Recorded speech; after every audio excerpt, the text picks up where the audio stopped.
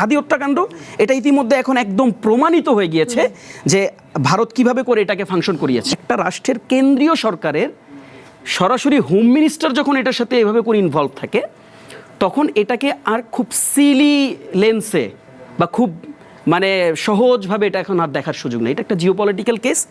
এখন আপনাকে আমরা দেখেন, আমরা আসলে এই বিভাজনটা আমরা কখনোই করতে চাই না, আমরা এভাবে করে বলতে চাই না, কিন্তু দেখেন এখন কিন্তু আবারও এই প্রশ্নটাই উত্থাপিত হবে। বরং এই প্রশ্নটাই উত্থাপিত হওয়া জরুরি যে আসলে ভারতপন্থা এবং ভারতের যে দালাল চক্র বাংলাদেশকে এত বছর ধরে যে নতজানু রেখেছিল, সেই দালাল চক্রের সক্রিয়তাটা এখন আসলে কোন পর্যায়ে, এটা কিন্তু ভেরি ইম্পর্টেন্ট টু ডিসকাস। হাদি হত্যার প্রতিবাদে আপনারা বরাবরই সোচ্চার ছিলেন। মমতা বন্দ্যোপাধ্যায়ের এই বক্তব্য নিয়ে আপনি কি বলবেন, কি ইঙ্গিত দিচ্ছে? আন্তরিকভাবে ধন্যবাদ জানাচ্ছি যারা আমাকে শুনতে পাচ্ছেন।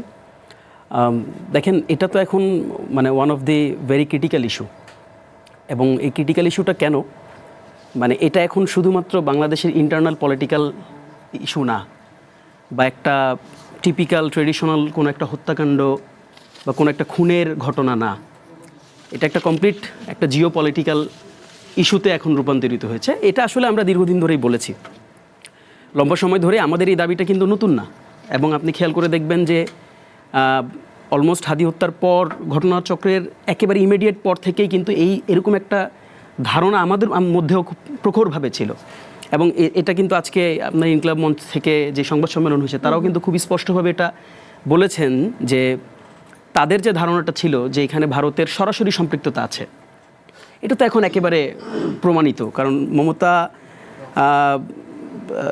যিনি মন্তব্যটা করেছেন, এত পরিষ্কার মন্তব্য করেছেন এবং একেবারে অলমোস্ট ক্লিয়ার করে দিয়েছেন যেখানে হোম মিনিস্টার ডিরেক্টলি ইনভলভ ছিল। এখন দেখেন, হোম মিনিস্টার যখন কোনো একটা ইস্যুতে ইনভলভ হয়, তাও আবার কি মানে কেন্দ্রীয় সরকার, এটা কিন্তু মানে কোনো একটা রাজ্য সরকারের গল্প না, বা ব্যাপারটা এরকম না যে মানে পেরিফেরাল কোনো একটা ইনভলভমেন্ট এখানে আমরা দেখছি। একটা রাষ্ট্রের কেন্দ্রীয় সরকারের সরাসরি হোম মিনিস্টার যখন এটার সাথে এভাবে করে ইনভলভ থাকে, তখন এটাকে আর খুব সিলি লেন্সে বা খুব মানে সহজভাবে এটা এখন আর দেখার সুযোগ নেই। এটা একটা জিওপলিটিক্যাল কেস।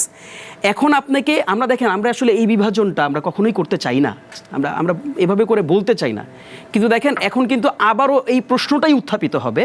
বরং এই প্রশ্নটাই উত্থাপিত হওয়া জরুরি যে আসলে ভারতপন্থা এবং ভারতের যে দালাল চক্র বাংলাদেশকে এত বছর ধরে যে নতজানু রেখেছিল, সেই দালাল চক্রের সক্রিয়তাটা এখন আসলে কোন পর্যায়ে, এটা কিন্তু ভেরি ইম্পর্টেন্ট টু ডিসকাস।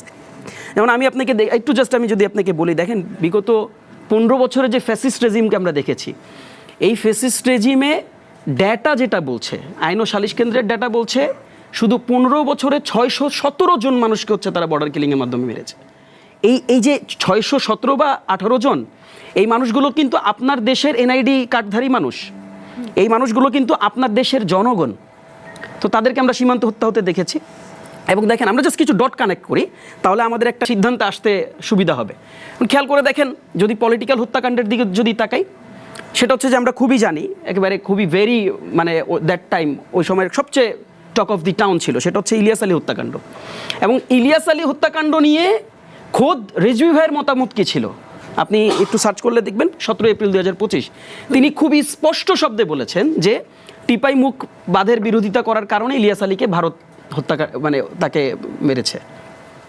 এবার আপনি একটু যদি পরের দিকে আসেন, আরও বার্নিং কিছু কেসেস আছে যেগুলোর দিকে আমরা তাকাচ্ছি না। মানে কেন যেন আমরা যে আলোচনাগুলো করছি বা যে ডিসকাশনের মধ্যে দিয়ে আমরা যাচ্ছি, মানে আমরা কেন যেন মূল ইস্যুটাকে টাচ করতে চাচ্ছি না, আমরা সরে যাচ্ছি। যেমন জাস্ট একটা ইস্যু বলে যে, সেটা হচ্ছে দেখেন, পিলখানা হত্যাকাণ্ড নিয়ে ইন্টারিমের সময় কিন্তু একটা তদন্ত কমিশন হয়েছিল, এবং এই তদন্ত কমিশন একেবারে সুস্পষ্ট এভিডেন্ট একটা রিপোর্ট সাবমিট করেছিল। এটা সারা বাংলাদেশে রিপোর্টটা সাবমিট করার সাথে সাথে সকল পত্রিকা কিন্তু শিরোনাম করেছিল, এবং সেখানে সবচেয়ে গুরুত্বপূর্ণ যে বিষয়টা, সবচেয়ে গুরুত্বপূর্ণ, আমি জাস্ট আপনাকে একটু মুখোমুখি করাই দিই, যেটা জানা জরুরি।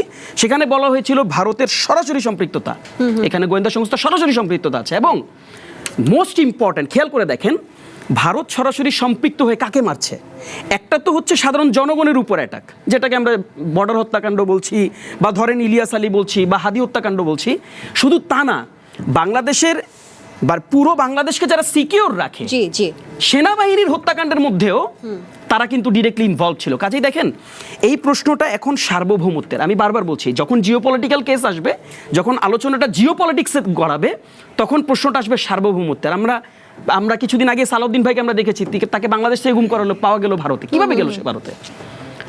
এই যে ডিরেক্টলি যারা তারা ওয়ার্ক করছে বলেই তো পাওয়া যাচ্ছে। এবং হাদি হত্যাকাণ্ড এটা ইতিমধ্যে এখন একদম প্রমাণিত হয়ে গিয়েছে যে ভারত কিভাবে করে এটাকে ফাংশন করিয়েছে।